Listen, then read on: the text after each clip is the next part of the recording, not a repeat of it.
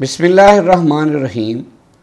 इस लेक्चर में हम डिस्कस करेंगे आइसो इलेक्ट्रॉनिक स्पीशीज़। ये जो टर्म है आइसो इलेक्ट्रॉनिक स्पीशीज़, इसके अंदर तीन छोटे छोटे से वर्ड्स हैं। पहला जो वर्ड है आइसो, आइसो का मतलब है सेम।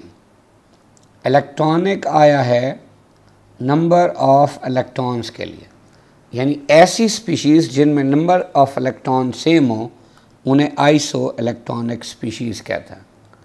मिसाल के तौर पर हम कहते हैं हमारे पास थर्ड पीरियड है, उसमें पहला एलिमेंट है सोडियम, दूसरा है मैग्नीशियम, तीसरा है एल्युमिनियम। सोडियम का एटॉमिक नंबर 11, मैग्नीशियम 12, एल्युमिनियम 13। अब जो सोडियम है चूँकि फर्स्ट ए में है, इसके वैलेंस शेल में एक इलेक्ट्रॉन है। जब ये लूज़ कर देगा तो चार्ज आएगा +1। पहले थे 11 में से जब एक इलेक्ट्रॉन चला गया तो बाकी कितने रह गए? 10 इलेक्ट्रॉन। इसी तरह मैग्नीशियम सेकेंड ए में वैलेंस शेल में 2 इलेक्ट्रॉन है, जब ये लूज़ कर देगा +2 बना देगा तो 12 में से 2 गए तो बाकी कितने? इसमें भी 10 इलेक्ट्रॉन। एल्युमिनियम थर्ड ए में है, वैलेंस शेल में 3 इलेक्ट्रॉन थे, इसने तीनों इलेक्ट्रॉन लूज़ किए तो पहले थे 13, 3 गए तो बाकी 10 इलेक्ट्रॉन। अब देखें इन तीनों में हमें इलेक्ट्रॉन्स की तादाद क्या नज़र आ रही है? सेम। इसीलिए ये तीनों आइसो इलेक्ट्रॉनिक स्पीशीज़ हैं।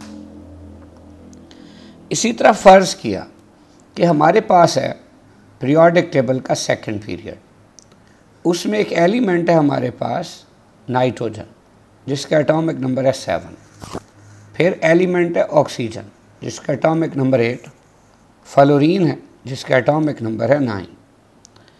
अब नाइट्रोजन चूँकि 5वें ग्रुप में है, वैलेंस शेल में 5 इलेक्ट्रॉन है, ऑक्टेट कंप्लीट करने के लिए 3 गेन करेगा, -3। पहले 7 थे, अब 3 गेन किए तो कितने हो गया? 10 इलेक्ट्रॉन।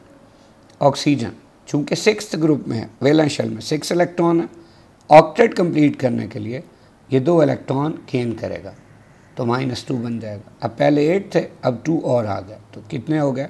10 इलेक्ट्रॉन।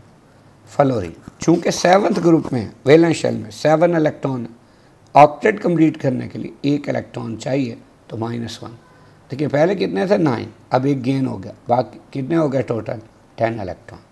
तो अब ये तीनों भी एक दूसरे की आइसो इलेक्ट्रॉनिक स्पीशीज़ हैं क्योंकि इनमें भी इलेक्ट्रॉन्स की तादाद सेम है।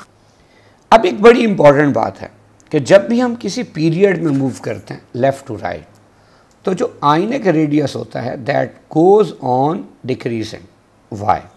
मिसाल के तौर पे अगर हम यहाँ Na से चाहे Al तक मूव करें तब भी आईने का रेडियस क्या होगा? डिक्रीज़।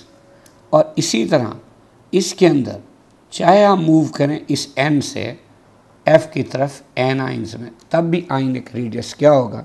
डिक्रीज़ होगा। अब इसकी रीज़न क्या है?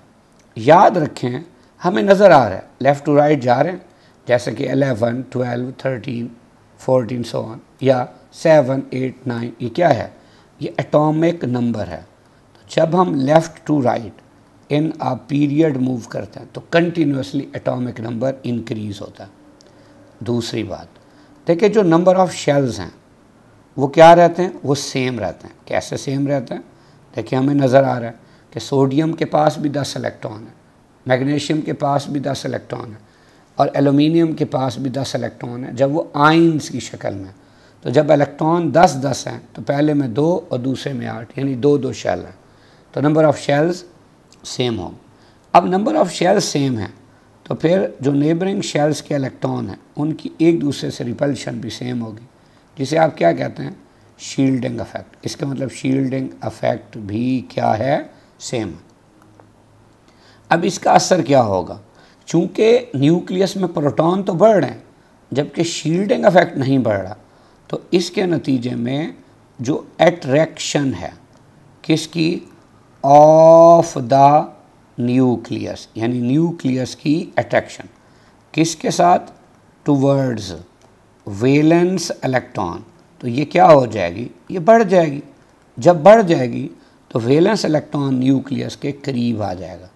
यानी इसका मतलब न्यूक्लियस और वैलेंस शेल इलेक्ट्रॉन का इस आयन में डिस्टेंस कम हो जाएगा, जिसे क्या कहते हैं, आयनिक रेडियस। इसका मतलब आयनिक रेडियस क्या होगा, डिक्रीज हो जाएगा। Thank you.